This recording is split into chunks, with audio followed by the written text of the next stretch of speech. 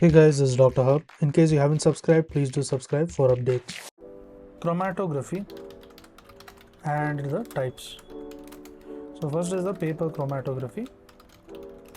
So this includes, it is based on the polarity as well as the least polar moves faster. It moves faster, and then comes the thin layer chromatography. Thin layer chromatography is based on the polarity and it is least polar moves faster. Least polar moves the faster. Then comes ion exchange. Ion exchange chromatography. So this is based on the charge to charge interaction. Then is the size exclusion chromatography. So slice extraction chromatography is based on the descending order of Stokes, based on the descending order of the Stokes radius. Stokes radius, and which is a functional of the molecular mass and the shape.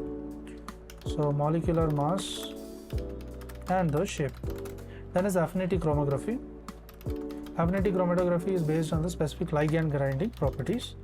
Next is the hydrophobic interaction chromatography. This is based on the hydrophobic nature. To learn and grow daily like this, please do subscribe.